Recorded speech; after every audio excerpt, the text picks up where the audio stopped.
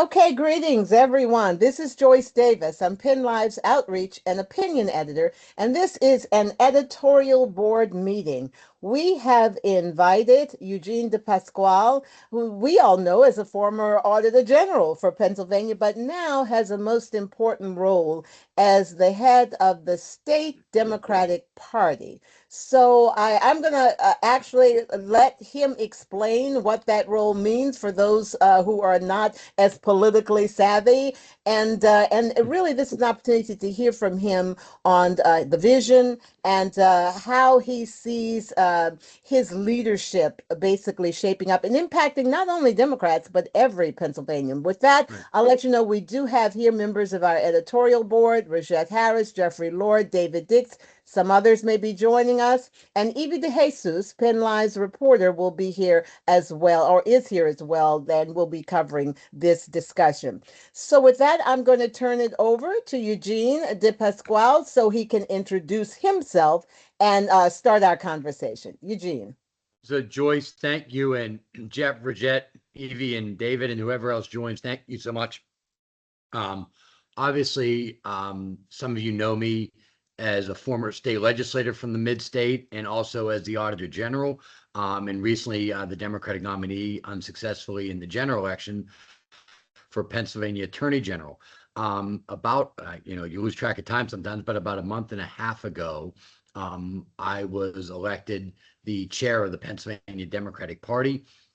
State Senator Sharif Street was the chair. He is running for Congress. There is before you get into all the hosts of it, you got to be sort of a political nerd to understand all the conflicts of interest that come into when you are running for Congress and you are a state party chair. So he agreed for the betterment of both his campaign and the party to step down from the role. So we quote unquote had to have a special election for the chair. A lot of people across the state, the governor included, asked me to step up and run for this, and I did, and so I was elected. And for people that don't know that much about me, I'm 54. Son recently turned 26, finished graduate school at Georgetown, living in DC. My daughter is a recent Temple alum. She is 22, living in Philadelphia, and I am now a practicing attorney and a professor at the University of Pittsburgh. Very good, very good. Well, it's a big deal that you stepped into. There's no doubt about that. But I guess the first question we really want to just throw out at you as you step into this, I mean, clearly there are problems with the Democratic Party. There are Right, problems with the Republican Party. There are right, problems with American democracy. right. But as you're looking at your party here in Pennsylvania, what do you see? What do you see as those things that are its strengths, and what do you see as those things that are its weaknesses? So, Joyce, I'll get into that. First of all, for the people that are interested in the challenge of our democracy, I teach a course on that at the University of Pittsburgh.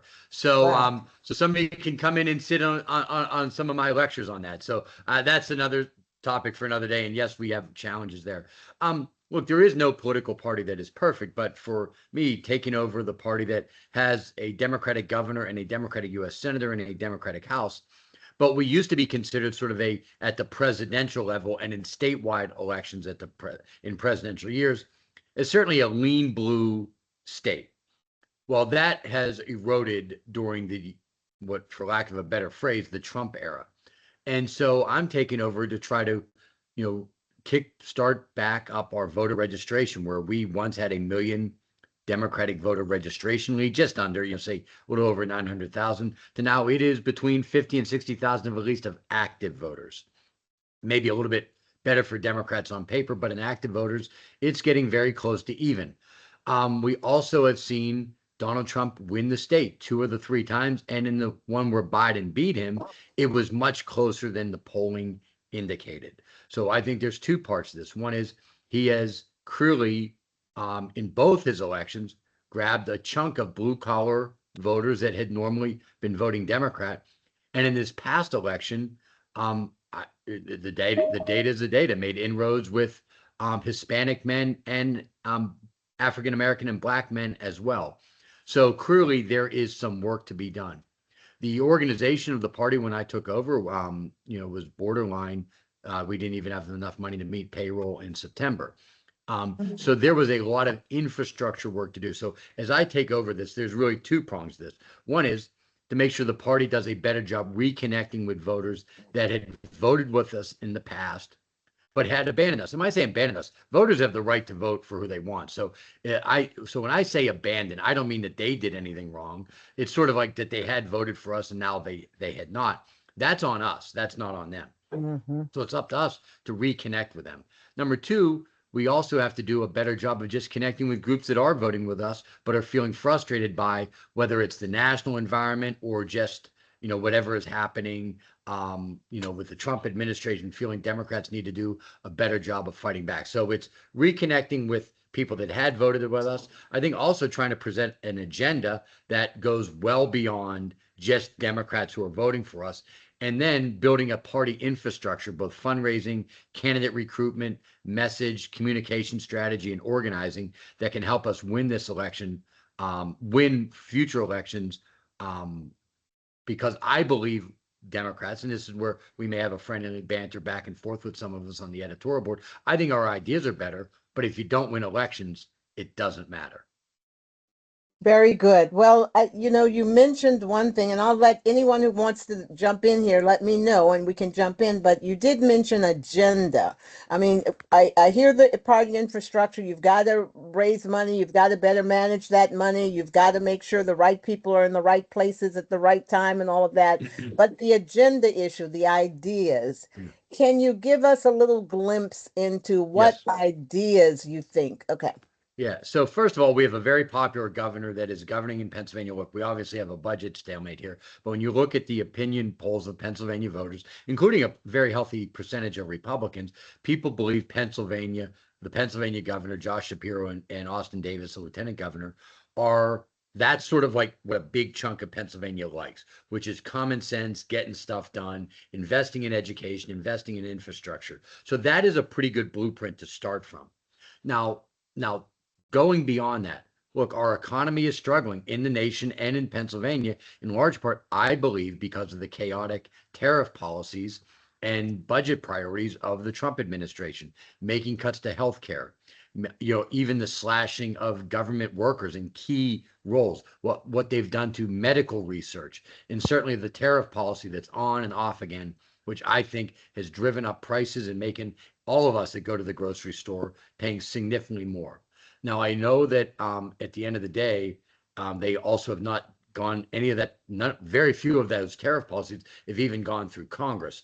So we also have to get back to where Congress should be reasserting its role in establishing tariff policy, because a tariff is a tax. So when you put those tariffs in, you basically have the President of the United States putting in a unilateral tax on American citizens. And he can try to phrase that however he wants, but we all see it when we go to the grocery store. It is driving up prices. So that has also led to loss of manufacturing jobs and an economy that is not growing. So we're going to put that squarely on. We've got to make sure we hold the president and his party accountable for that. But it is not enough, in my opinion, to just say they're bad. We also have to add a competing agenda. I think an agenda that starts investing in people. I think an agenda that has a better healthcare policy. Look, I had a brother with muscular dystrophy.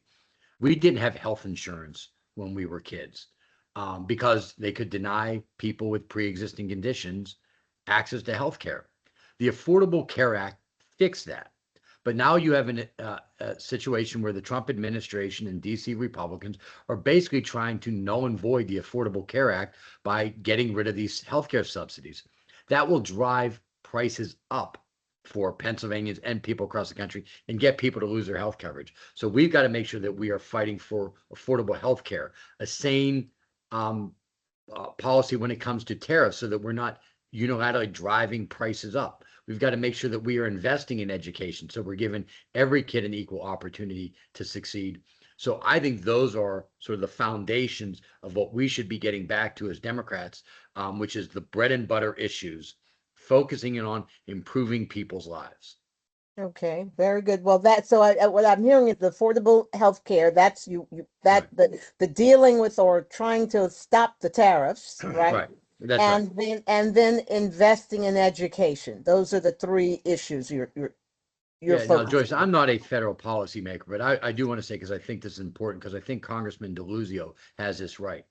I'm not saying tariffs have no role in United States policy, but they've got to be combined with a sane manufacturing policy and a sane tax policy, and knowing that and if you work through Congress, that it can last 4 to 5 years. Because you ask any business leader that wants to build a manufacturing plant, they've got to know what the environment's going to be 5 years from now, not 5 minutes from now. And they have no faith in the Trump administration, regardless of what they say, when they're afraid of him and, they don't want him to beat him up on Twitter or X. But we've got to make sure that any policy lasts 4 to 5 years before any type of manufacturing in the U.S. can get kickstarted again. Got it. All right. So let me open it up to our editorial board now. Does anybody have any questions? If not, I'll keep going on and asking. Go ahead, Jeff. Yeah. Well, yeah, you in essence answered what my first question about tariffs. We have in this state a long history, and I always find it somewhat amusing that when you walk through the state park adjacent to the Capitol, there is a statue of one Boys Penrose, the longtime, very powerful senator from Pennsylvania. And you read up on his history. Boy, was he ever big on tariffs. This is what made his career. And I just think it's interesting that we've gone all these decades later. I think he left office in 1927 after being there since the 1800s. Yeah, things have changed a little bit. And along that line, my question is, it seems, it's still a little early, but I think it still seems increasingly clear that Republicans are going to nominate Stacey Garrity for governor, which would make her the first woman were she elected to hold the job and run for the office. Do you see any particular challenges with a first time woman candidate for governor who's the nominee of a major party? Well, I think she'd be the second. So first of all, Catherine Baker Knoll was the first female lieutenant governor, but I think Barbara Hafer was actually ran against Bob Casey in 1990, where she was the Republican, right. Casey was the Democrat. So I'm not trying to pick. But I do think you're right. And I think there was a woman, a Democrat, back in I want to say 1964, who ran against Senator Hugh Scott. The Republican in the day. Her name escapes me here, but she might have been the Auditor General or something. Yeah. She was very prominent in the day.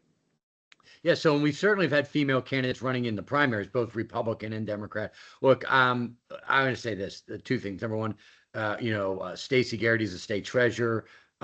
She may have a primary from State Senator Doug Mastriano. So we're going to see how that plays out. But any advice I would give to the governor, which certainly he's going to take it, which is he's very popular and he's got a good campaign team and a good governing team. But you never take anything lightly, whether it is Senator Mastriano or Treasurer Garrity.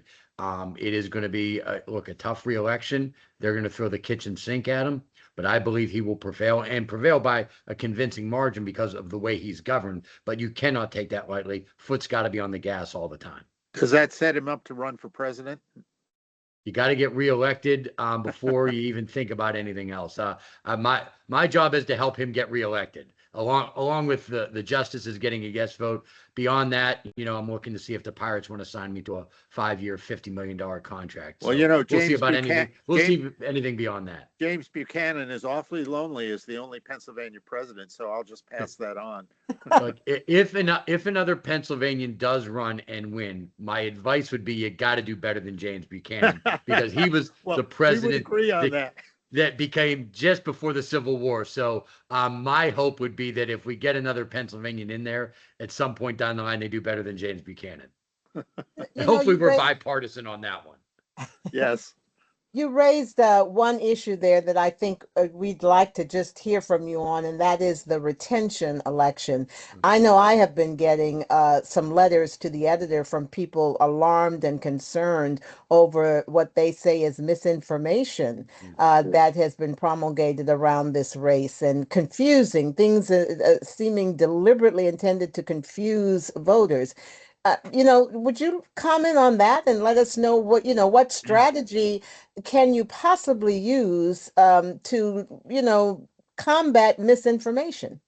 So first of all, Joyce, it's a great point. This is the first time we really have had big money effort targeted at defeating sitting justices. We've only had one justice in Pennsylvania history defeated. That was Russell Nigro. And that was really more of an organic thing that had a lot to do with the very controversial middle of the night pay raise in about 2004, 2005 timeframe.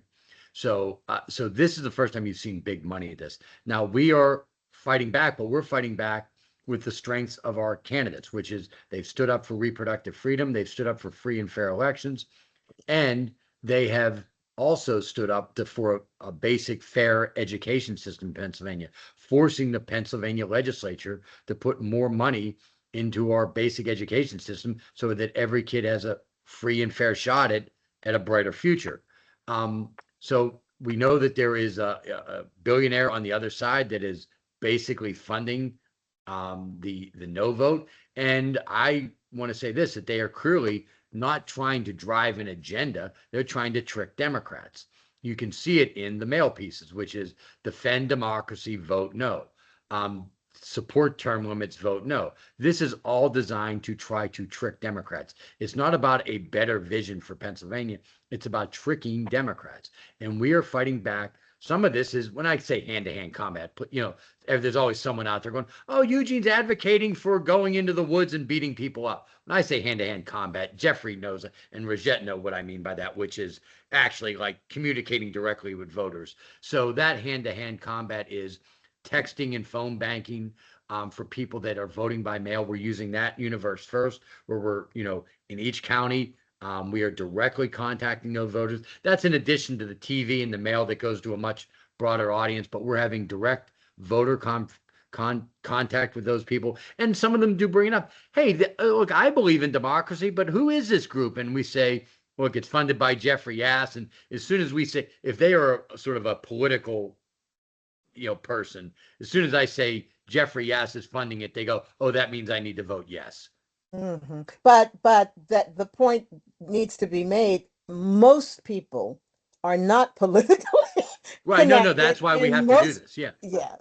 That's why we have to do. That's why we have to do the texting and the calling and the canvassing, because not every voter knows that. They just see. And by the way, like this is, they get the mailer and they read it for a second, then they throw it in the trash, and a lot of people are just confused what it means. Our job as a party, and that's not just a state party, Rajette knows this at the county level as well, is directly communicating with those voters. Yeah. Any other questions from okay, go ahead, Evie. Thanks, Joyce. Eugene, one of the talking points at the national level is this idea that the Democratic Party lacks a standard bearer. And there seems to be a lot of sort of pulling and tugging from the extremes of the Democratic Party. Pennsylvania clearly is a pivotal state, is a swing state, and you now at the helm of the Democratic Party. Can you kind of weigh into that a little bit? Who do you see emerging as a Democratic standard bearer? I think so, Evie, it's a great question. First of all, in Pennsylvania, we got to focus on this retention rate first. Win this yes vote. Then we can have other conversations, certainly getting to reelecting the governor and the lieutenant governor. Now, look, I get it because this is politics. I get the broader question here, which is I think we're going to have a whole slew of very talented people that are going to go to Iowa, New Hampshire, South Carolina, and Nevada. And anyone that asks me, I think we should have all those people go there, slug it out, and let the best person win. And let's rally behind the winner. Now, I believe, this is me, politics is a game of addition, not subtraction. And one thing Donald Trump did in 2024 is he added to his coalition, okay? We should be working to add to our coalition, whether it comes to more moderate Democrats, maybe a couple more conservative Democrats, and certainly more progressive and liberal. We should be uniting behind our core agreements. Yes, and there's just like any big political party, you're going to have disagreements, but we've got to be go back to being a Big Ten party. And my hope is that following the 2026 midterms, when we start to work out who's going to be that standard bearer, that's the priority, is putting together an agenda that can unite 80% of the party. And look, Jeffrey has a picture of Ronald Reagan behind him there. Ronald Reagan famously said, if somebody agrees with you 80% of the time, they're your friend, not your enemy. We have to get back to that as a Democratic Party. Interesting. Yes, Jeffrey is a big Ronald Reagan fan, right? He was the boss. Look, I can say whatever I want about the Gipper's policies, but he knew how to win elections and he knew how to be popular. Man, did he ever? He was a lovely, he was a lovely human being, and I was a White House never met him, political but even director for the second term, and wow, he was great. I never met him, but even people that knew him that vigorously disagree with his policies said you could not help but like the man when you were with him. Exactly. Joyce, David, can I follow up really quick before you? Yes, go ahead. Sure. David, the question. Eugene, does the Democratic Party have a John Fetterman problem? Oh, I don't know about that. I mean, Senator Fetterman is obviously an incumbent. He won a convincing election in 2022. Look, I do recognize that not every Democrat agrees with every position of his, but I do think at the end of the day, he is doing what he believes is best for the state and the country. And I don't tell him how to do his job. He has supported my chairmanship. He made a significant investment in that. And beyond that, he's doing what he believes is right. And obviously there's some Democrats that disagree with that, but I don't believe we have a John Fetterman problem. I'm honored that we have a Democratic U.S. Senator who's an incumbent and a Democratic governor and lieutenant governor who's an incumbent. And that's pretty rare for a swing state. Okay, David, you had your hand up. Yeah, I'd love to double click on the kind of line of questioning that Ivy has been presenting. One around like a personality. You know, we talk about an agenda. You talk about the Democrat Party rebranding itself. I'd love to hear Chairman DePasquale talk about what personalities are emerging, you know, as these kind of spokespeople for the party. People have said Gavin Newsom. People have said others, but you know, most folks that are watching this, it's hard to say. You see the former Vice President Kamala Harris kind of doing this book tour and kind of injecting herself, but also saying she does not intend to be the standard bearer or to run again. So to me, it puts the party in a bit of a quagmire. And then the second part of that question, again, to kind of follow up on Ivy, is the Pennsylvania dynamic that's going on in terms of personality and who's the standard bearer. You might say you don't have a Senator Fetterman problem, but there has been a disconnect between the two standard bearers, be that Governor Shapiro and Senator Fetterman. How does that congeal itself as you get into very difficult elections during this midterm next year and beyond into the presidential 28? Easy we were questions, all, Eugene. we were all a little younger then. I will be fully transparent about this, in the year 1991. So yes, I was younger in 1991, full stop. And that concern was really out there, David. And there was this young Southern governor named Bill Clinton, who very few people other than politicos had heard of. And he basically, you know, took the country by storm, despite having significant challenges. We all, I mean, you know, look, he was, you know, taken shots at from the very part of that campaign. He emerged as the Democratic standard bearer, then really helped reshape the Pennsylvania and the National Democratic Party for a generation, and was a popular two-term governor. So this is partly what happens when you're out of power, which is we don't have the White House, we don't have the Senate, we don't have the House. So we're going to have that process in 2027, 2028 to figure out who that standard bearer is. But we have been there before, as have the Republicans are. And so that standard bearer is going to emerge from that. And look, to me, there's not going to be some petri dish. Eugene, I get this. Eugene, we need to have someone who doesn't have good hair, works paycheck to paycheck, doesn't have a big ego, lives in a swing state, but goes to church this way. I'm like, folks, there is no human being. You, first of all, when I love when somebody says we need to have someone who doesn't have a big ego to be president. I'm like, good luck with that one. And then they're like, we need someone who's paycheck to paycheck. I'm like, so you want someone who's paycheck to paycheck to give up 2 years of their life to go to Iowa and New Hampshire? I said, how are they going to pay the hotel bills? I mean, what are you? I mean, so there is no petri dish of this perfect candidate.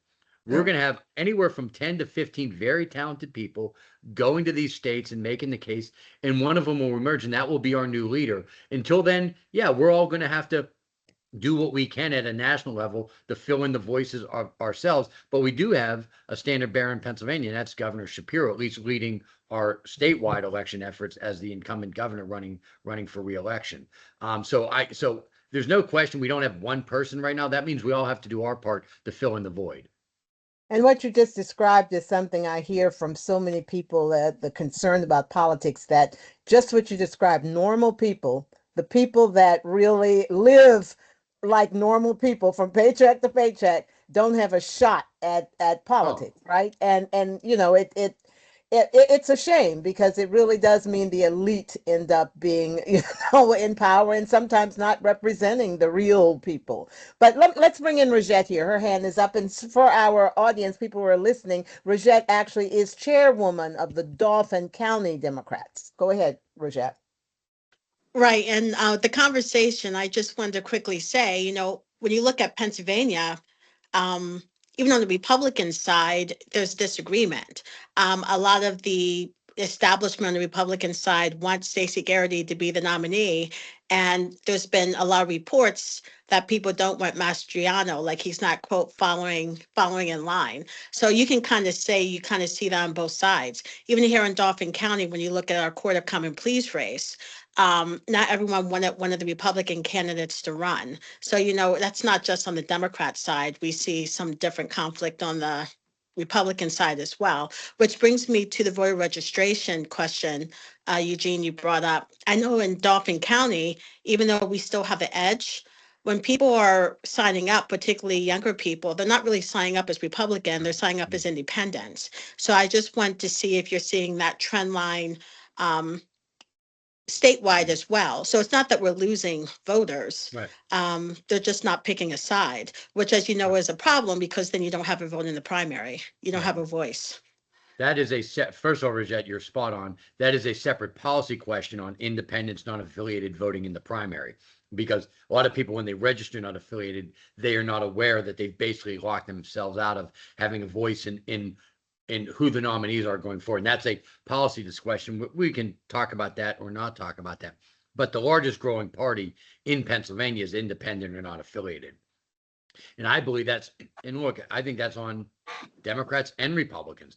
I think the vast majority of younger people, even if they maybe lean left on social issues or maybe are more inclined to vote for Democrats, although, again, Trump made inroads there too. I got to be honest about that. They don't feel confident in either major political party right now. And I think that's not blaming the voter. That's saying that both major parties, and my job as the leader of the Democrats, is to do a better job connecting to those younger voters. And I think in particular, is trying to do a better job on social media, TikTok, et cetera, where a lot of them, whether we like it or not, are getting their news. Very true. Very true.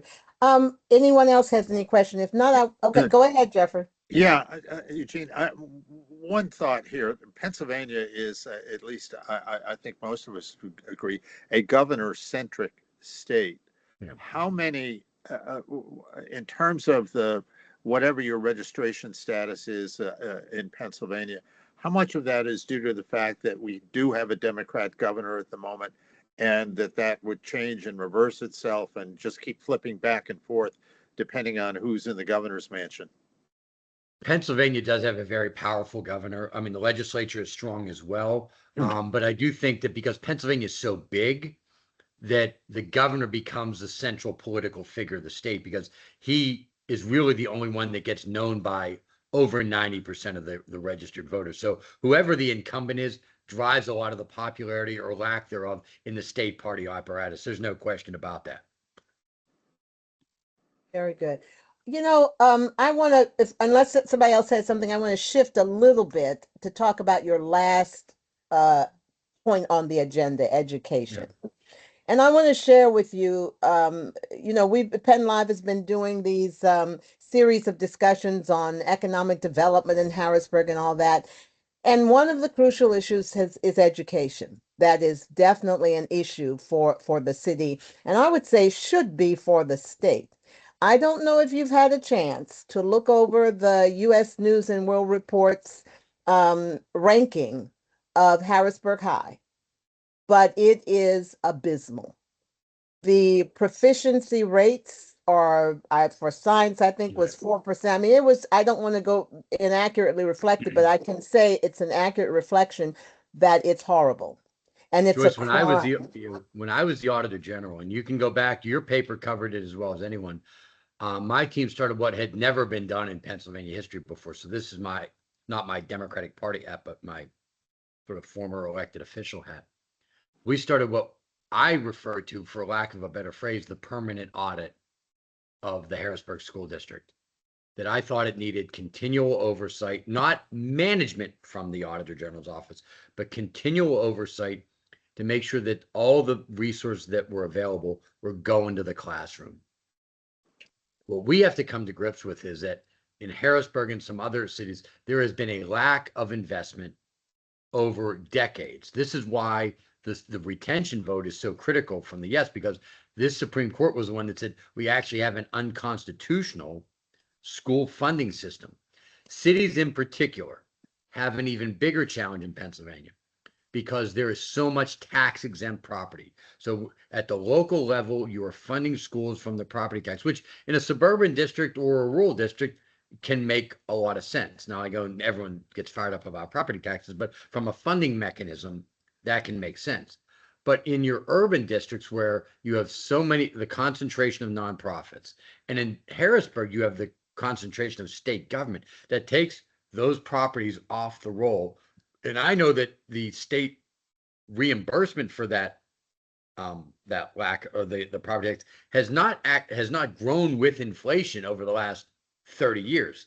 So you combine all of that together, which is a poorer population, a lack of funding investment, and to me, this really starts in, are we doing a good job in that pre-K period? That pre-K to third grade is that critical time, particularly for less fortunate, financially speaking, students.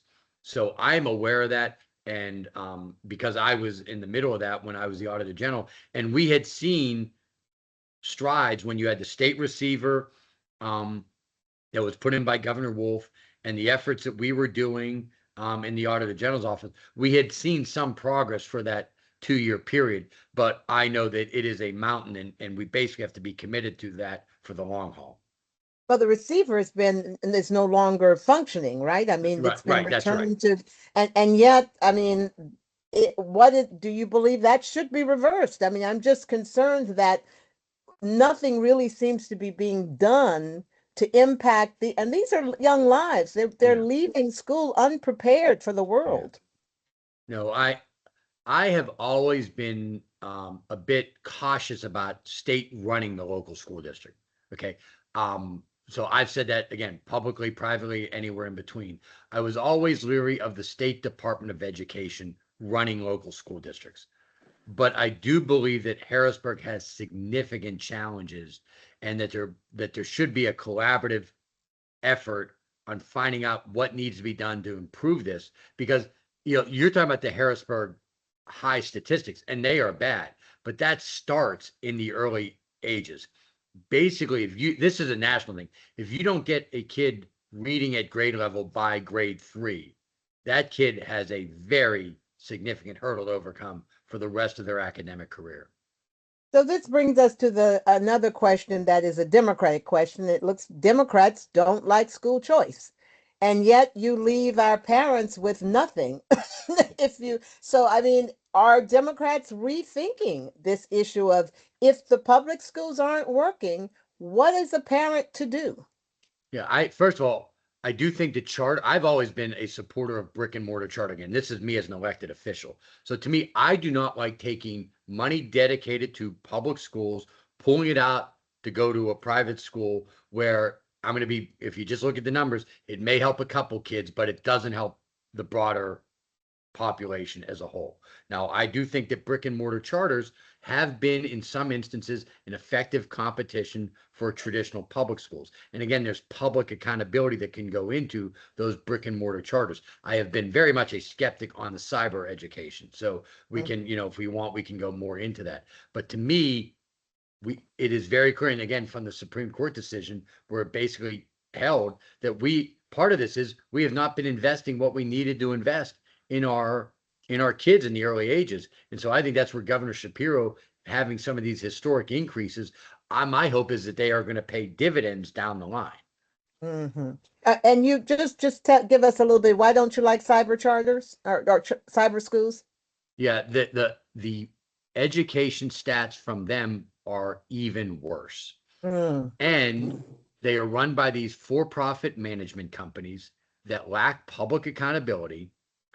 And you see many parents that go there and then they pull their kids out, and when they come back to the traditional public school or the brick and mortar charter, they are further behind than they were when they left. Now, I'm a believer that I'm okay there with them there as a tool, but they have been in many instances disingenuous on some of the things, like they lure kids in or families in with free computers and the like, and then when families get in, it actually gets worse.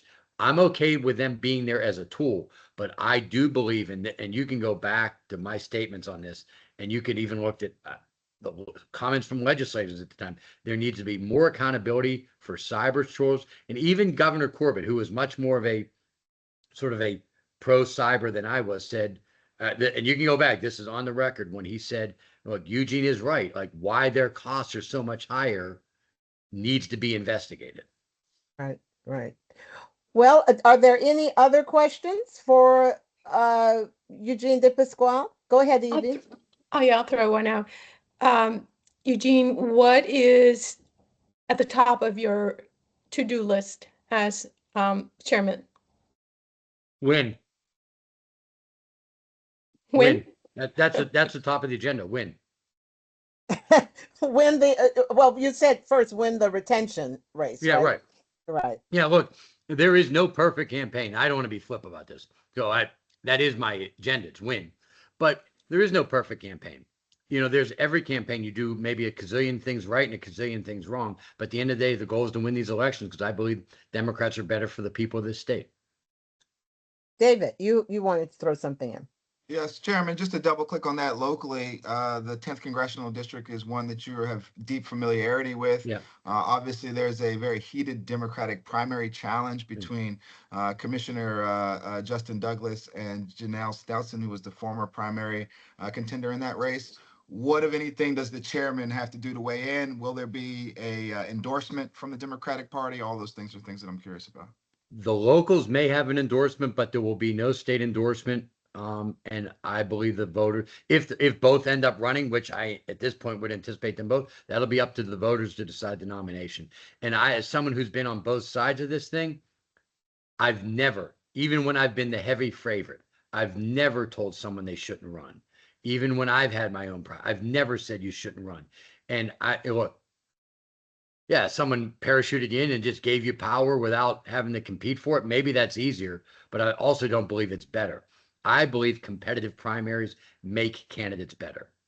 Do you think it makes the Democratic prospects of flipping that seat better or worse? I believe, look, to me, if you have 2 good candidates or 3 good or 4 good, as long as it doesn't get below the belt, I think it increases our chances. Now, when I say below the belt, sometimes these things can get off the rails a little bit, and that's on both sides. But to me, if you have a competing vision where they're both talking about what they believe are the best interests for the district in the country, then I think that will make the party nominee even stronger. Final question on the same race. Is this a race that you think can be flipped, and national resources are going to be dedicated to flipping the seat? National resources would be dedicated, and I do believe it can be flipped. Bridget, you had your hand up. I just wanted to explain the process to David. As Eugene said, it'd be the local counties that would endorse. Out of the 3 counties, Cumberland, York, and Dauphin, we're the only county that does endorsements. And that would happen early next year. To get our endorsement, you need 60% of the vote. So I just wanted to just elaborate on that process a little bit. And I think it's 60% on one ballot, correct? Correct. Thank you. And the reason why that's important, again, this is just sort of back up Rajette on this. And that is, sometimes you get where these endorsements, you get a 5th or 6th ballot, and well, that's not really an endorsement. That's somebody won the vote, but it's not really endorsement. The idea is if you get 60% on the first ballot, that's a pretty clear indication of where the rank and file of the party is. Good. Evie, did you want to follow up on that at all? I don't think so. Okay. No. All right, I want to just zero in for one quick moment here because on the issue of winning, right? And I get everybody wants to win, but I do wonder in these times, do we worry about how we win? Maybe we don't. Maybe we just want to win. But I want to throw it out there because one of the things many of, I think, people are concerned about is the atmosphere and the negative campaigning and the meanness and the vileness. I mean, you get where I'm going. So does the Democratic Party have some standards by which it will not sink below so that we can create the kind of political atmosphere that I think we want to see in this country? I can't control everyone's behavior across the country. If I had that kind of power, I'd like to think I'd be a good, benevolent person leading it, but no one person should. But I can tell you the party that I'm going to be leading, which is we're going to fight hard, but we're going to fight hard for issues we believe in. And when we disagree with the opposition, it's going to be on the issues they disagree on. And I can't say I'm never going to make a mistake and never say something flip or out of line. But as a person, as a human, as a leader of a political party, my goal is to make sure that we are battling hard for the ideas in the hearts and minds of people across the state and also across the country. Full stop. There is no place for political violence. No, this is not a debatable. Well, but they did this. No, it is not acceptable because even if you win via those means, we all lose in the long run. We are now seeing where people are. I now go to some of these events. You have way more security there, and I get it. I want people to feel safe at these events. But Joyce, when all of us first started out of this, the idea that you were going to have armed guards outside of a Democratic or Republican rally was just not. It just didn't happen. And you had people who disagreed would come and watch, and maybe some good-natured heckling, but that was it. Me, small d Democrat, I want to get back to that. And I'm not trying to knock security guards for the job they're doing, but I actually want people to just be able to walk up and listen to what someone has to say without, going through a metal detector. Maybe we never get back to that, but I hope we do. So that's the type of approach I'm going to take in leading the party, which is we're going to battle hard about the ideas. We're going to do everything in the toolbox, calling, texting, TV ads, raising money, all that stuff. But we're not going to stoop to anything about physical violence. That is a hard no. Very good. Very good. Well, that was well said and needed to be said, I think. So are there any other questions for Eugene DePasquale, the new head of Pennsylvania's Democratic Party? If not, he has a lot of work to get done. We will I'm sure in the last 45 minutes, the amount of texts I got is astounding. Well, listen, thank you so much for taking the time. I'm sure it will be well worth it. You're communicating with a few thousand, maybe 100,000 people. So thank you all, and best of luck to you. All right. Thank you, Joyce. Thank you, everyone, for taking the time. Really appreciate it. Bye-bye. See everyone. I'm sure I'll see everyone soon. Bye-bye.